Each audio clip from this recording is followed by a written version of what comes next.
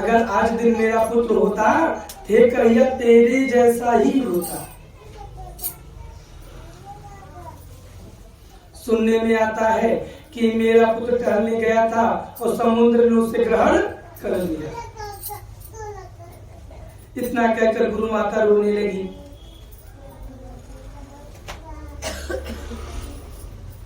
जब कुछ दिन और बीते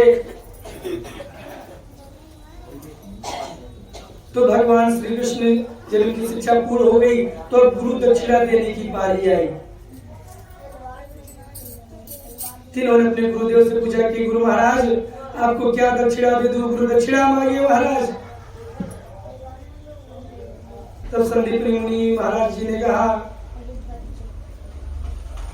कि अगर मेरे तप में और मेरे ज्ञान देने में शुद्धि रही हो, उसके प्रभाव से ये लगता है कि तुम कोई साधारण नहीं हो।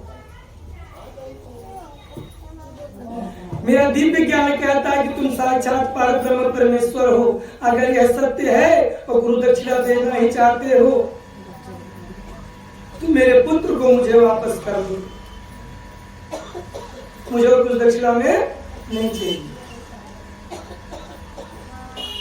अब भगवान श्री कृष्ण जी बलराम जी महाराज गुरु भगवान के पुत्र को ढूंढने के लिए निकलते हैं। ये जब समुद्र के पास पहुंचे, समुद्र का आवाहन किया। समुद्र का जब भगवान ने आवाहन किया तो भय से समुद्र कांपता हुआ निकला। बोला महाराज इस सेवक के लिए क्या आदेश है? तो भगवान ने कहा कि मैंने सुना है कि तुम्हारे जल में मेरे गुरुदेव का लड़का डूब गया है। समुद्र हाथ जोड़े खड़ा हो गया। बोला महाराज मेरे जल में आपके गुरुदेव भगवान का लड़का नहीं हुआ महाराज। इस प्रकार जब समुद्र के द्वारा जवाब मिला, समुद्र ने बताया हे भगवान मैं तो नहीं जानता गुरु महाराज के पुत्र के बारे में, हाँ लेकिन मेरे जल में एक दैत्य रहता है, हो सकता है कि उस पुत्र के बारे में उसको कुछ ज्ञान हो महाराज। अब भगवान श्री कृष्ण जी बलराम जी महाराज समुद्र में प्रवेश करते हैं। शंखासुर नामक दैत्य से इनका मल युद्ध हुआ। भगवान ने शंखासुर का उद्धार किया। यह शंखासुर कोई और नहीं भगवान श्री कृष्ण जी की पंचजन्य संग थी, जिसको अपने ऊपर अभिमान हो गया था। माता लक्ष्मी जी ने इसको स्थापित किया कि जा जिस प्रकार से तेरी बुद्धि दैत्यों वाली हो गई उसी प्रकार से जा तू दैत्य बन जा।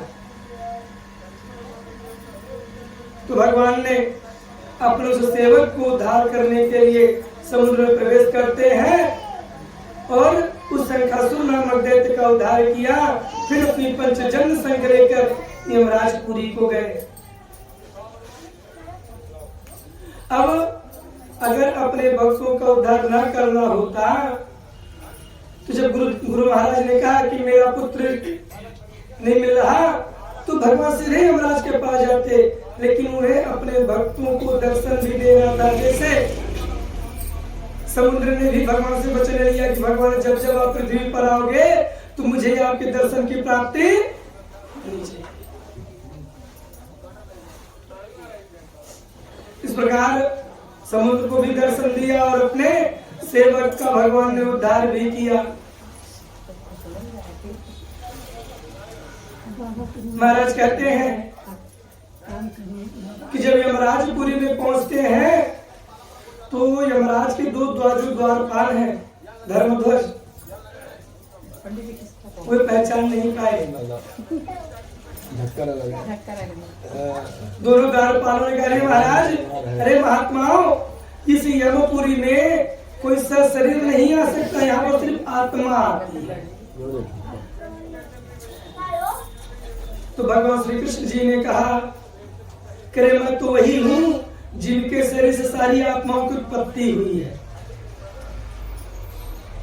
जिस प्रकार से लोग आग जलाते हैं उस आग से बहुत सारी चिंगारियां निकलती हैं, है ना? तो भगवान श्रीमन नारायण जी जो है वही अग्नि है। और उन्हीं के उत्पन्न होने के बाद से, यानी अग्नि के उत्पन्न होने के बाद जिस प्रकार से बहुत सारे उसके भाग लगे, अंश निकले, उसी प्रकार से हम जितने भी इस पृथ्वी पर पालित पोषित जीव जंतु, मनुष्य, दानव, मानव, जो भी कुछ है, भाई आज कलयुग में भी दानव मानव है ना। महात्मा लोग दानव मानव जानते किसको बोलते हैं? जो मनुष्य होता है वो अन्न ग्रहण करता है, जो दानव मानव होते हैं वो मांस ग्रहण करते हैं। तो इस कलयुग में भी दानव और मानव, मनुष्य का जन्म पाने के बाद भी व्यक्ति अपना जीवा के स्वाद के लिए अपना धर्म व्यर्थ कर देता है। मनुष्यों को पशुओं से ज्ञान लेना चाहिए। गैया है, वो चाहे जितनी की भूखी हो जाए, लेकिन अगर उसके सामने घास को छोड़ करके, भूसे को छोड़ करके, अन्न को छोड़ करके अगर अभी आप मांस रख दो तो गैया मांस। लेकिन मनुष्य ऐसा है कि इसे सोचने समझने देखने की शक्ति है, उसके बाद भी अपने जीवा के स्वाद के लिए उस गंदी चीज को ग्रहण कर लेता है जिसका कोई महत्व नहीं। इसलिए महात्मा लोग कहते हैं कि दैत्यों के मन को धारण करने वाला जो मनुष्य कलयुग में भ्रमण कर रहा है, उससे बड़ा कोई दैत्य नहीं है। क्योंकि उस युग में दानवों का यही काम था, मांस मदिरा का भक्षण करना। इस कलयुग में भी व्यक्ति मांस मदिरा का भक्षण करता है, तो उस दानव में कोई अंतर नहीं है। महाराज, लोग तरह तरह के अपने जीवन को स्वाद बदलने के लिए बहुत सारे व्यंजन हैं। अपनी अपनी भ्रांतियां होती। लोग कहते हैं कि अगर हम लोग नहीं खाएंगे तो इनकी संख्या बढ़ जाएगी। एक महात्मा जी के सामने प्रश्न था, बोले महात्मा जी आप तो कहते हैं कि मांस नहीं खाना चाहिए, तो महाराज अगर मनुष्य मांस को नहीं खाएगा तो जीव जो पशु में बढ़ जाएंगे। महात्मा जी ने कहा सत्य बात है, पशु बढ़ जाएंगे, लेकिन मनुष्य भी तो बढ़ रहे हैं, उनके अंदर भी मांस ही होता है, कुछ और। भाई मनुष्यों के भी मांस को खाया करो, उनकी भी संख्या धीरे धीरे कम हो जाए। भाई कोई गलत तो महाराज जी ने नहीं कहा। अरे भाई मांस तो मांस है, क्योंकि राक्षसों के लिए चाहे जानवर का मांस हो और चाहे मनुष्यों का मांस हो, सारे मांस बराबर हो। इसलिए अपने क्षणिक मात्र जीवा के स्वाद के लिए किसी के प्राणों को लेने का अधिकार। भैया जब कोई व्यक्ति मांस लेने कसाई के पास जाता है ना, तो कसाई पूछता है भैया क्या करे, काट दे क्या?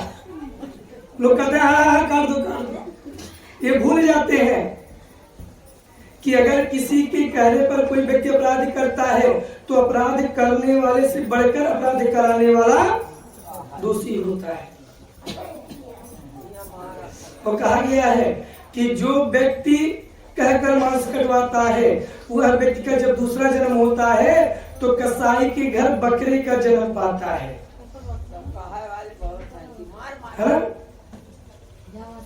कहीं और जन्म नहीं मिलता, उसी कसाई के घर जन्म मिलता है जहां पर उन्होंने कह के कटवाया। एक बहुत प्राचीन कथा है कि महाराज हुआ करते थे, बड़े धनवान थे। उनके घर एक पुत्र की उत्पत्ति हुई। वह जन्म से ही बीमार रहता था। वो बेचारे उसकी बहुत सारी औषधियां कराए, बहुत सारे दान पुण्य कराए, लेकिन उसकी तृप्ति नहीं हुई। जब पुत्र विवाह करने योग्य हो गया, लेकिन उसका स्वास्थ्य ठीक नहीं रहता था, इसलिए राजा ने उसका विवाह नहीं किया। और इकलौता पुत्र था, तो उसकी कुंडली राजा ने दिखाई, बड़े बड़े विद्वानों से दिखाया। तो विद्वानों ने कहा महाराज इसमें इनका कोई दोष नहीं, इसमें सारा दोष आपका है। बोले मतलब महाराज आज भी आप राजा हो और उस समय भी आप राजा ही थे, लेकिन जब आप उस समय राजा थे तो आपके यहाँ का सेवक था, इसने आपको बहुत प्रताड़ित किया था। आपने इसको जो है इतना अधिक प्रताड़ित कर दिया था कि ये बेचारा आपके भाई की वजह से अपनी आत्महत्या कर लिया। तो इसकी माता बहुत बिहल थी, बहुत दुखी हुई थी, इसलिए इसकी माँ ने श्राप दिया था कि जिसके कारण से मेरे पुत्र ने आत्महत्या किया है, ठीक उसी प्रकार से उसका पुत्र भी आत्महत्या कर ले। क्योंकि जब तक दूसरे के सिर में दर्द होता है तब तक सामने वाले को दर्द का पता, और जब अपने सिर में दर्द होता है तब पता चल जाता है कितना दर्द हो रहा है। तो महाराज ये तो आपके पूर्व जन्म का किया हुआ कर्म है। राजा ने कहा इसका मतलब भी मेरा साथ छोड़कर चला जाएगा क्या? बोले महाराज यह ग्रह से नहीं पीड़ित है, ये आपके कर्म से पीड़ित है। अतः जिस दिन आपके नसीब में लिखा होगा उस दिन आप इसकी चिता को आगे दे देंगे। राजा ने बहुत उपाय किया लेकिन उसी उपाय का कोई फल उसको प्राप्त नहीं हुआ। जब महाराज वृद्धावस्था में पहुंच गए,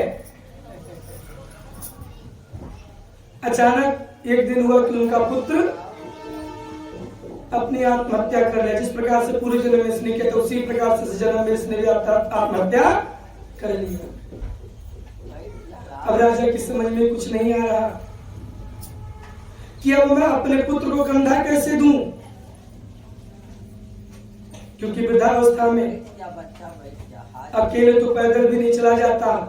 अब यहाँ पे पुत्र के शरीर को कंधा देना था। महाराज सगे संबंधियों द्वारा चिता तक पहुंचाया गया, तब राजा ने अग्नि दिया। उस दिन राजा को अपने कष्ट का एहसास हुआ। इसलिए इतना भी धनवान मत बन जाइए कि आपके धन से और आपकी वजह से किसी व्यक्ति को इतना कष्ट हो जाए कि वह अपने साथ कुछ उल्टा पुल्टा कर जाए। क्योंकि महाराज आपके कारण से अगर कोई व्यक्ति अपने शरीर का त्याग करता है तो उसका परिवार उस समय विहल हो जाता है और उसकी आत्मा भी उसी प्रकार से श्राप देती है जिस प्रकार से उस बूढ़ी माता ने दिया है। महाराज इधर से भगवान श्री कृष्ण जी बलराम जी महाराज ने समुद्र का त्याग किया और यमराजपुरी को पहुंचते हैं। तो जब उनके जो द्वारपाल थे उन्होंने मना किया कि यहाँ पे कोई शरीर नहीं आ सकता, तो कन्हैया जी महाराज ने कहा तुम चिंता ना करो, अरे हम तो पूरे शरीर के साथ कहीं भी आ जा सकते हैं। जब यह समाचार यमराज जी को मिला कि 2 ऋषि कुमार आए हुए वो कह रहे हैं कि हमसे शरीर कहीं भी आ जा सकते हैं और वो बात नहीं मान रहे, तो यमराज ने कहा कि उनको दंड देकर हटा दो, वहां से भगा दो, उनको दंडित करके भगा दो उनको दरवाजे से। जब वो द्वारपाल आए और जब भगवान श्री कृष्ण बलराम जी को दंडित करने का प्रयास किया तो भगवान ने माया से वे जहाँ के तहे क्षणिक मात्र भंगुर हो गए, इन्हें भूल गया कि मैं करने क्या आया हूँ। तो जब भगवान श्री कृष्ण जी ने अपनी पंचजन्य संग बजाई, उस संग के ध्वन से यमराज का जो सिंहासन था वह सब कांपने लगा। महाराज जब यमराज जी का सिंहासन कांपने लगा तो यमराज जी महाराज अपने सिंहासन के साथ ही अपनी सभा को छोड़कर बाहर आए। जब भगवान नारायण को देखा तो सिंहासन छोड़कर उनके पैरों पर गिर गए। इसलिए महाराज जब भगवान को उनको दर्शन प्राप्त हुआ, यमराज जी महाराज ने भगवान के आने का प्रयोजन पूछा, तो भगवान ने कहा हे महाराज आपके यमलोक में मेरे गुरुदेव भगवान के पुत्र की आत्मा है,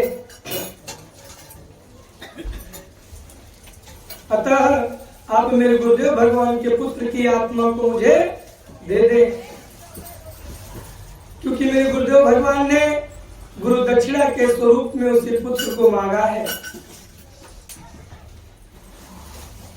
भगवान इस बातों को सुनकर यमराज जी ने गुरु महाराज के पुत्र की आत्मा को भगवान श्री कृष्ण जी को अर्पण किया और भगवान श्री कृष्ण जी ने उनकी गुरु महाराज के पुत्र को लेकर लाकर भगवान को अर्पण कर दिया। गुरु महाराज पुत्र को पाकर भाव विभोर हो गए।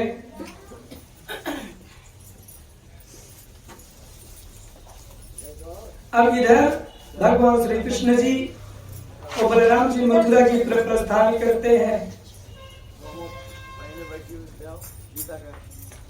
जब भगवान ये लोग मथुरा पहुंचते हैं तो उतने में जरासंध को गुप्तचरों से पता चला कि जिन लोगों ने कंस का वध किया है वे लोग मथुरा में आ गए हैं। क्योंकि जो जरासंध था उसकी 2 पुत्रियां थी, अस्ति और प्राप्ति। उन दोनों का विवाह जरासंध ने महाराज कंस से किया था। अब जरासंध अपने छोटी सेना लेकर मथुरा के पास पहुंचा और महाराज उग्रसेन जी के पास संदेशा पहुंचाया कि मुझे पूरे मथुरा वासियों से कोई द्वेष नहीं है महाराज, मुझे तो सिर्फ वो दोनों बाल वाले चाहिए जिसने मेरे दामाद का वध किया है। पूरी मथुरा की जनता को, इन प्रजा को मुझसे भयभीत होने की आवश्यकता नहीं है, मुझे सिर्फ दोनों बाल वाले दे दो। अब सारी यदुवंशी वीर तैयार हो गए जरासंध से युद्ध करने के लिए। तो भगवान श्री कृष्ण जी ने कहा कि मेरे होते हुए अगर पूरे यदुवंशी वीर युद्ध करने चले जाएंगे फिर मेरे रहने का अर्थ ही क्या निकलेगा। और जरासंध ने तो संदेशा दिया है कि पूरे यदुवंशियों की आवश्यकता नहीं, सिर्फ दोनों ग्वालवाल। तो हम दोनों जाते हैं। महाराज उग्रसेन जी से आदेश लेकर भगवान श्री कृष्ण जी बलराम जी महाराज पहुंचे।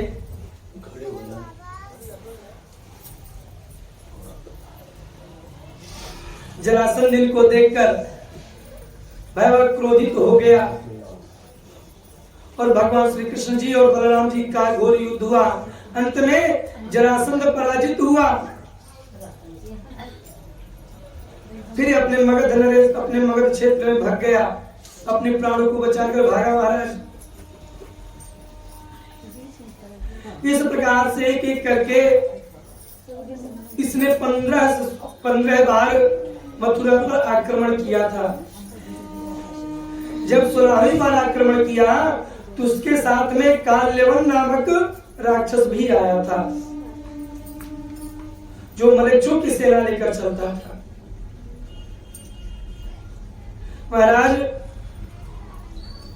जब अपनी सेना लेकर पहुंचा तो उसने संदेशा भिजवाया कि मुझे दोनों नहीं चाहिए, मुझे जो मक्खन की चोरी करता था वही ग्वाला चाहिए और किसी की मुझे आवश्यकता नहीं है। क्योंकि मैंने सुना है कि उसने कंस के द्वारा भेजे गए सारे वीरों का उसी ने वध किया था। तो एक बार मैं उससे युद्ध करना चाहता हूं। संदेशा महाराज उग्रसेन जी तक पहुंचा तो भगवान श्री कृष्ण जी महाराज मथुरा से निकलते हैं। तो बलराम जी महाराज को आदेश दिया कि अगर इसी तरह से करके जो है जरासंध हमेशा मथुरा पर आक्रमण करता रहा, इस तरह से तो प्रजा तो हमेशा भयभीत तो हो जाएगी। उन्होंने योग माया को बुलाया और द्वारिका में अपनी प्रजा को स्थिर करने का आदेश दिया और उधर विश्वकर्मा जी को बुलाकर समुद्र के समीप द्वारिका बसाने का आदेश दिया। बोलिए द्वारिकाधीश जी महाराज की। इधर महाराज अपने राज्य से भाई बाहर आए, काल्यवन को देखा। काल्यवन देखते ही हंसने लगा, रे ये तो कोई छोटा सा बालक लगता है और सुनने में आया है किसने बड़े बड़े धुरंधरों को हरा दिया है। उसने कहा, रे कन्हैया मुझे तुमसे युद्ध करना है और तुम अकेले आए हो इसलिए मैं तुमसे अकेले में ही युद्ध करूंगा। तो कन्हैया जी महाराज ने कहा ठीक है, मैं भी अकेला, तुम भी अकेले युद्ध कर लेना, लेकिन हम लोग यहाँ युद्ध नहीं करेंगे। तो काल्यवन ने कहा क्यों? बोले अभी यहाँ पे युद्ध होने लगा तो हम दोनों में से जो एक हारेगा उसकी सेना जो जीतेगा उसके ऊपर आक्रमण कर सकती है। नहीं, अगर तुम हारने लगे तो तुम्हारी सेना मुझे बंदी बना सकती है, और अगर मैं हारने लगा तो मेरी सेना तुम्हें भी बंदी बना सकती। तो काल्यवन ने कहा ये ठीक रहेगा, दूर चलो, कम से कम जब तुम हारने लगोगे तो तुम्हारी हार को कोई देख नहीं पाएगा और तुम्हारा कोई अपमान भी नहीं कर पाएगा। और मैं चाहता हूं मैं तुमको पराजित कर लूं, क्योंकि जब तुम पराजित हो जाओगे तो जो तुम्हारा भय या पृथ्वी पर रहने वाले राजाओं में है वो सारे भय खत्म हो जाए। महाराज जी ने कहा ये ठीक रहेगा, कम से कम हम दोनों से अगर कोई हारेगा जीतेगा तो कोई किसी से कहने नहीं जाएगा। काल्यवन ने कहा सबसे पहले तो मैं कहूंगा, सबसे कहूंगा कि मैंने उस माखन चोर को हराया है जिसने कालिया नाग पर विजय प्राप्त किया, मैंने उसको परास्त किया है। अपने साथ में भगवान श्री कृष्ण जी ने एक पीतांबरी लेकर निकले थे।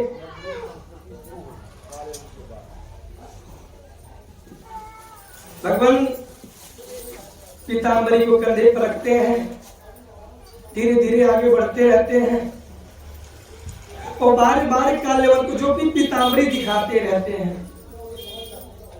जब काल्यवन पूछता करे भी कितना दूर है, बोले थोड़ी दूर और आ जाओ जिससे हमारे तुम्हारे सैनिक जल्दी ना पहुंच सके।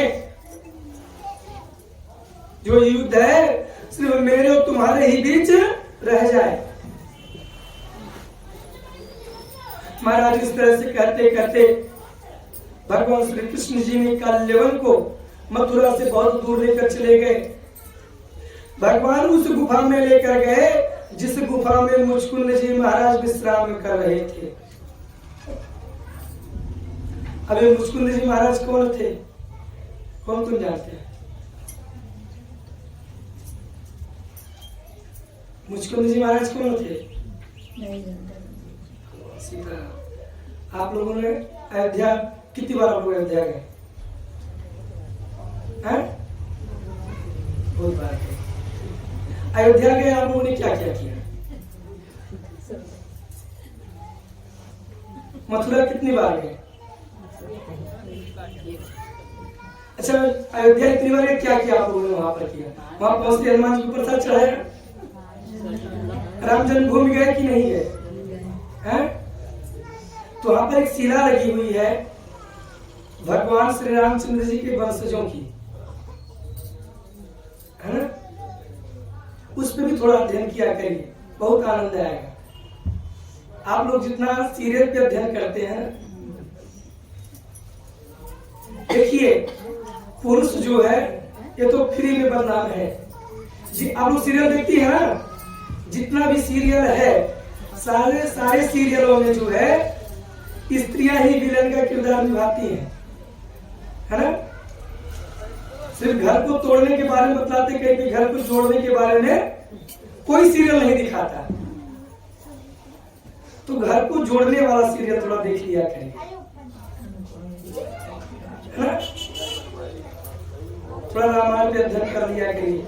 महाराज जी मुचकुंद जी थे, ये भगवान श्री रामचंद्र जी के वंशज थे।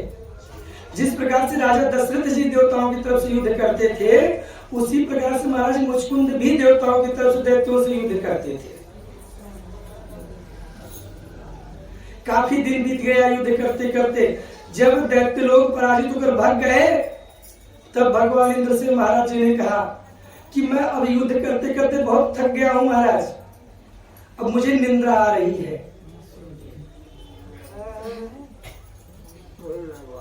तो बोले महाराज निंद्रा आ रही है तो ठीक है, जहां की इच्छा हो जाकर विश्राम करिए। बोले महाराज मुझे ऐसा स्थान बता दीजिए कि जहां पर कोई मुझे जगाने वाला ना हो, यानी जब मेरी निंद्रा पूर्ण हो जाए तो ही मैं जगूं। अब देव की कृपा से देखिए महाराज इंद्र जी ने मथुरा में उसी गुफा में भेज दिया कि बोले जाइए आपकी निद्रा उसी समय खुलेगी जिस समय भगवान नारायण आपके सामने। भगवान की लीला अजीब है कि जब कोई शिशु जन्म से पहले भगवान का दर्शन पाता है, उसके बाद उसका जन्म होता है, और जब उसके मृत्यु का समय आता है तो भगवान का दर्शन नहीं होता। लेकिन अयोध्या वासियों की बड़ी कृपा है कि जन्म के समय भी अयोध्या का दर्शन हो जाता है, भगवान का दर्शन हो जाता है, और मरने के बाद भी अयोध्या का दर्शन। बोले अयोध्या धाम की जय। इसलिए हम अवधवासियों की बड़ी कृपा है, भगवान ने इतनी बड़ी कृपा की है, इतनी बड़ी कृपा की है कि अवध धाम में हमारा जन्म हुआ है और यूपी में हुआ है। सबसे बड़ी बात तो यह है, ऐसे क्षेत्र में जन्म हुआ जहां पर हमारे राजा राम का जन्म हुआ है।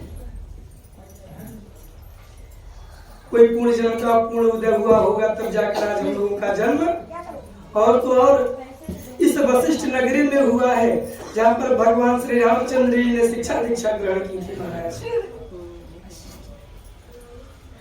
आप यूं कह सकते हैं कि जितनी प्रसिद्धि वृंदावन धाम की है उतनी ही प्रसिद्धि आपके इस वशिष्ठ धाम की है, क्योंकि इस वृंदावन धाम में भी भगवान गली गली घूमे टहले हैं, और आपके इस बस्ती में भी भगवान जब शिक्षा दीक्षा लेने के लिए आए थे, हो सकता है बस्ती भी जंगल के स्वरूप में रहा हो और भगवान लकड़ियां काटने यहाँ भी पहुंचे, है ना भाई। वशिष्ठ जी महाराज गुरु महाराज का स्थान था ये। तो भगवान की बड़ी कृपा कि हम लोगों का जन्म जो इस बस्ती जैसे क्षेत्र में हुआ, और तो और जब इच्छा हो जाती तो अयोध्या में पहुंच जाते हैं। कितना बड़ा सौभाग्य है कि जो बाहर से लोग आते हैं ना, वो लोग पहले अपना बजट बनाते हैं कि अयोध्या जाएंगे तो हमको ये करना है, इतना दिन रहना है, इतना खर्चा है ना। हम लोगों का सौभाग्य है कि जब मूड बन गया चलो अयोध्या, अरे चाय बस्ती में पिया, भोजन जाकर अयोध्या में कर लिया। अच्छा ठीक है। इतनी सरलता किसी को प्राप्त होगी? तो वाकई में कोई कुछ पिछले जन्म का पुण्य है कि हम लोगों को यह अवसर प्राप्त।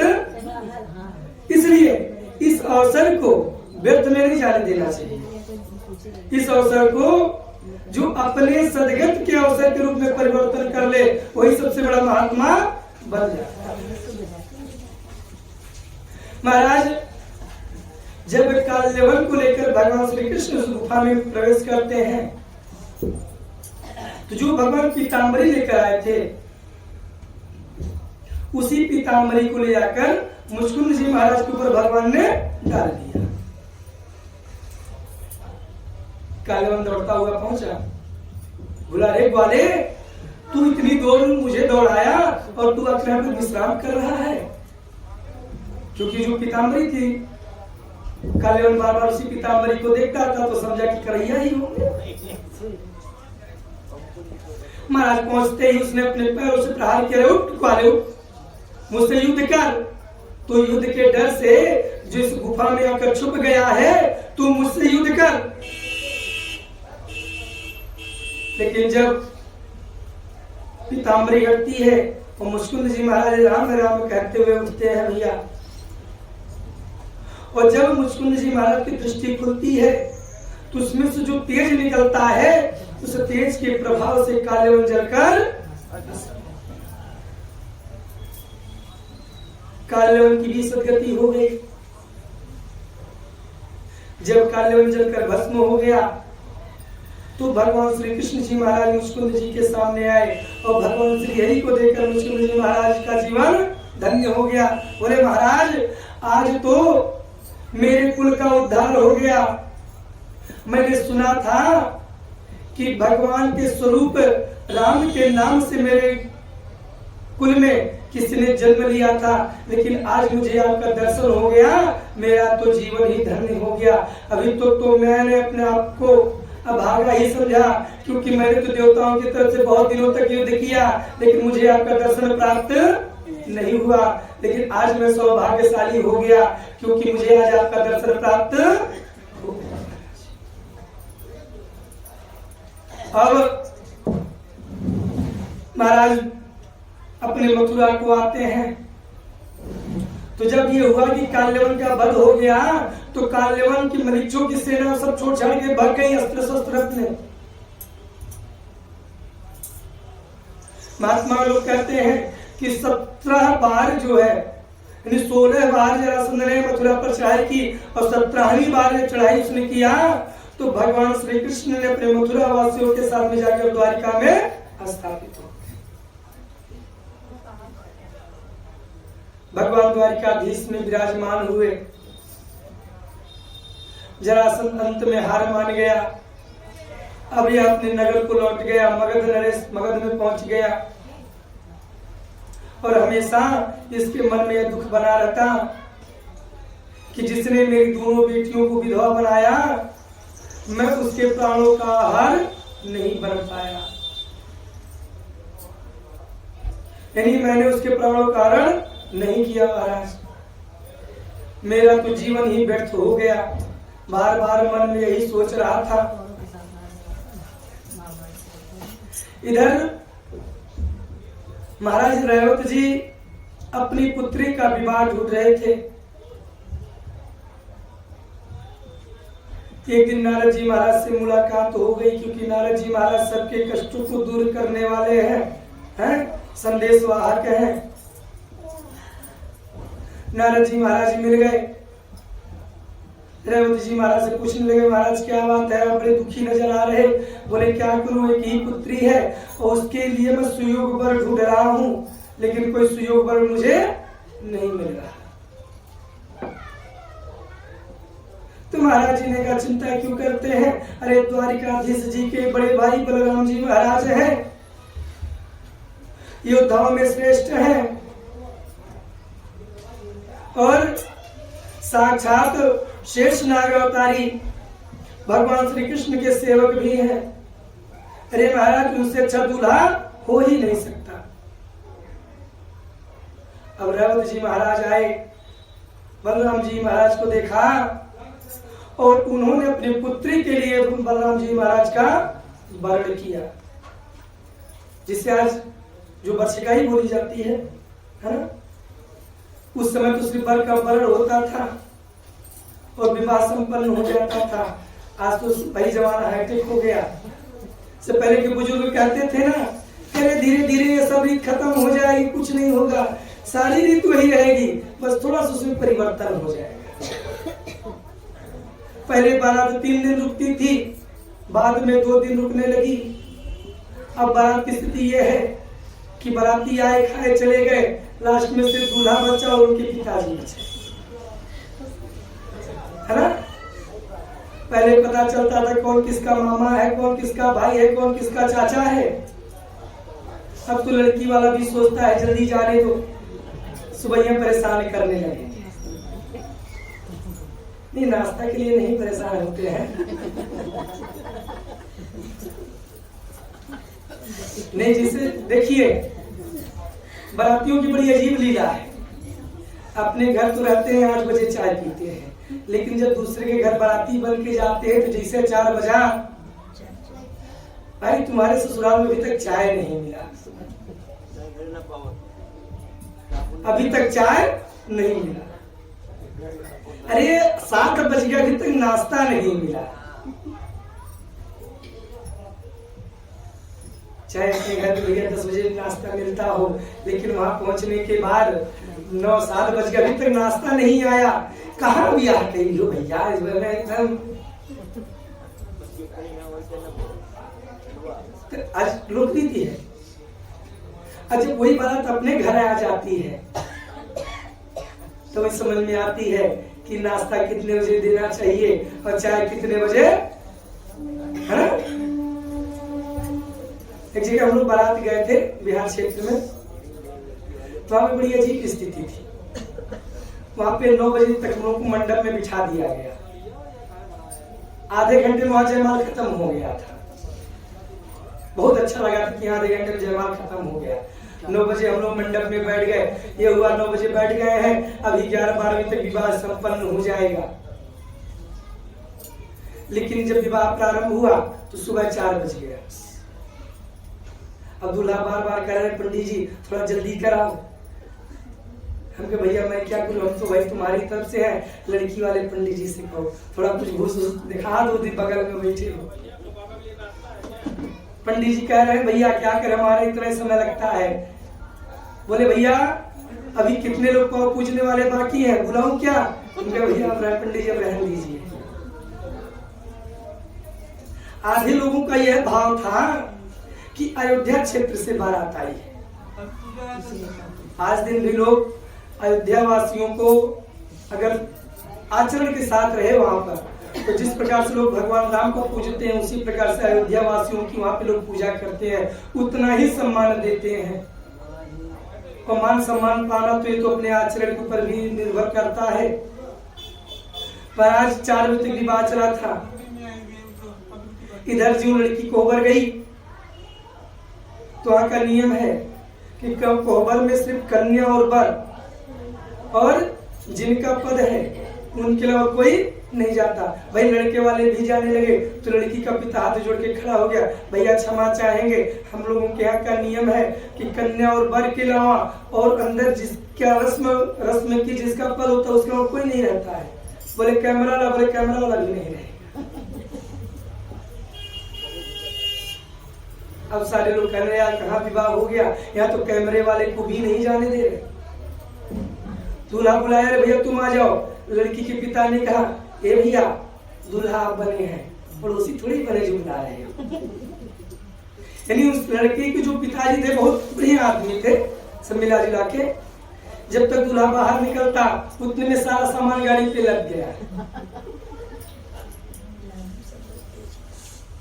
जितनी देर में कुछ बाराती समझ पाते क्या हो रहा, उतनी देर में सबके बेड के पास चाय पहुंच गया।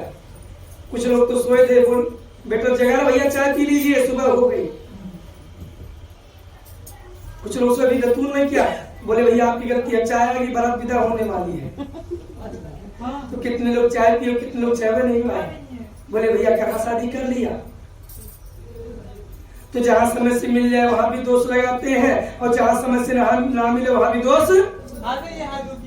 भाई कुछ लोगों की आदत होती है कि अच्छी चीज नहीं बोलेंगे, लेकिन उसमें जो कमी रहेगी बढ़ा चढ़ा के बोलेंगे।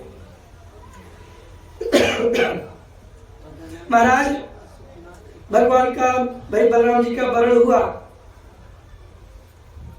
तो कन्हैया जी महाराज से पूछा गया भैया कितने बाराती आएंगे। बोले महाराज हम बाराती की बात तो मत करना, किसी से भूल कर भी मत करना बारात लेके आने के लिए। बोले मतलब? बोले सब यहाँ पे हम यदुवंशियों की सेना है,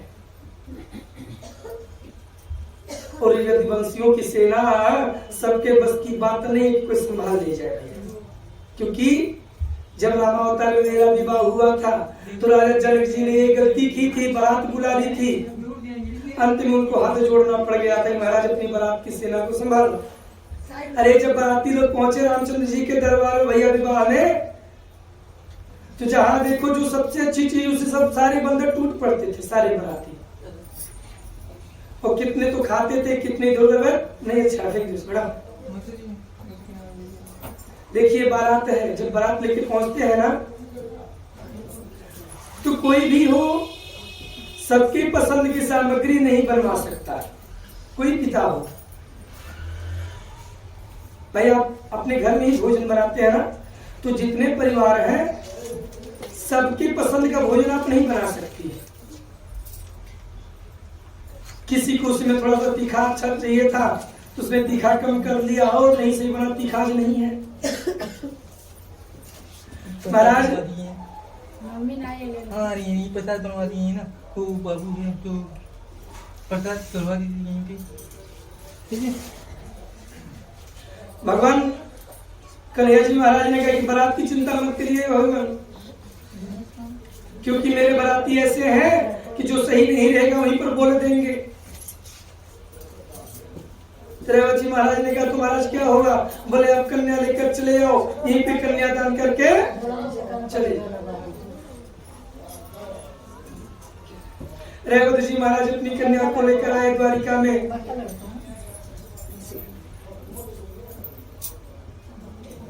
भगवान का विवाह हुआ बलराम जी महाराज का। पूरे द्वारिकावासी मगन हो गए कि बलराम जी का विवाह हो गया। तो महाराज कहते हैं, अब महात्माओं ने कहा, हे भगवान, बलराम जी का तो विवाह हो गया, हे कन्हैया जी अब आप अपना भी बाराती करा दो। देखे नहीं।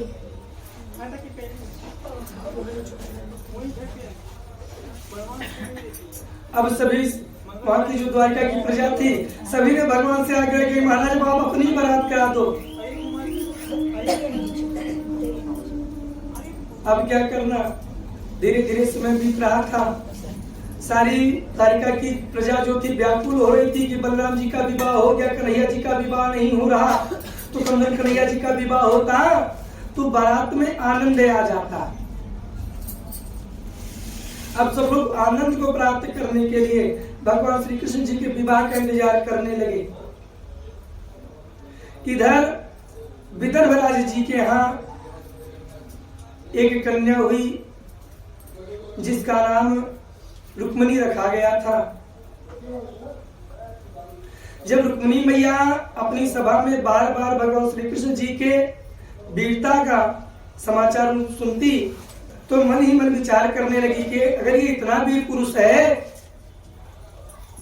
और तो और सुनने में आता कि नारायण है, अगर ये मुझे पति के स्वरूप में मिल जाए तो मेरा जीवन धन्य हो जाएगा। भगवान श्री कृष्ण जी को विदर्भराज सहित सभी लोग पसंद करते थे, लेकिन जो रुक्मी था वह भगवान को पसंद नहीं, वह शत्रुवत प्रेम करता था। महाराज जब अपने प्रयोजन को सिद्ध ना पाकर जब माता रुक्मिणी ने सोचा कि अब मेरा विवाह उनसे नहीं हो सकता, तो बहुत दुखी हो गई। और इधर रुक्मिणी ने जाकर शिशुपाल के यहाँ अपनी बहन के विवाह का निवारण कर लिया। जब यह समाचार विदर्भराज को मिला तो विदर्भराज जी तो अंदर के मन से न तैयार हुए, लेकिन रुक्मिणी को विदर्भराज भी डरते थे रुक्मिणी से। अब माता जी के विवाह की जो तैयारी चालू हो गई,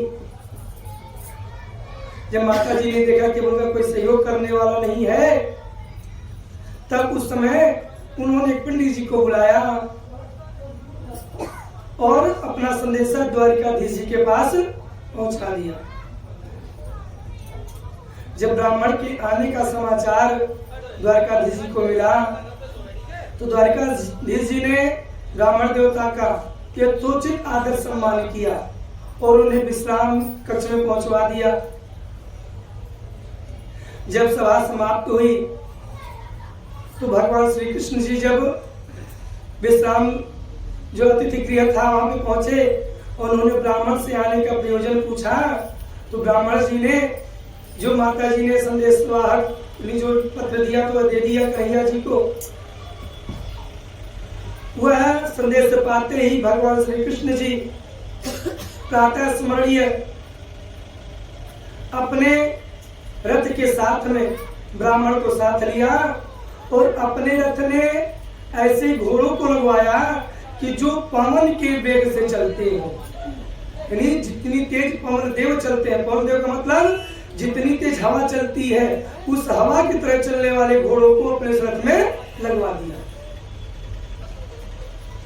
ब्राह्मण को बिठाया साथ में और भगवान श्री कृष्ण जी जो है विदर्भराज की तरफ प्रस्थान करते हैं। इतने में बलराम जी महाराज आते हैं, सारथी से पूछने लगे कि कन्हैया कहाँ गए? सारथी ने कहा महाराज कुछ नहीं पता। इधर बलराम जी महाराज भी अपने रथ को तैयार किए और अपनी अछौड़ी सेना लेकर भगवान श्री कृष्ण जी के पीछे पीछे चल देते हैं। अब इधर जब गौरी पूजन का समय आया तो माता जी अपने सहेलियों के साथ में जब गौरी पूजन को जाने लगी तो रुक्मिणी ने क्या किया, शिशुपाल, जरासंध और अपने भाइयों को लगा दिया कि जिससे वह ग्वाला आकर माता जी को वहां से लेकर जा ना सके। अभी सभी लोग अपने अपने सैनिक लेकर तैयार हो गए कि अगर वह ग्वाला आया तो सबसे पहले हम लोगों से युद्ध करेगा, तो ही वह माता रुक्मिणी तक पहुंच पाएगा। अब क्या होता महाराज, जब ये लोग पहुंचते हैं ऐसी दशा देखकर माता रुक्मिणी के मन में कहीं कहीं भय भी होने लगा कि सारे वीर अपने अपने सैनिक लेकर एकत्रित हो गए, पता नहीं क्या होगा, पता नहीं ब्राह्मण अभी तक संदेशा लेके पहुंचा भी कि नहीं पहुंचा, और कन्हैया आएंगे भी या नहीं आएंगे। भगवान ने कहा है कि जब कोई भी व्यक्ति मुझे हृदय से याद करता है, हृदय से प्रेम करके बुलाता है, तो मैं निर्विघ्न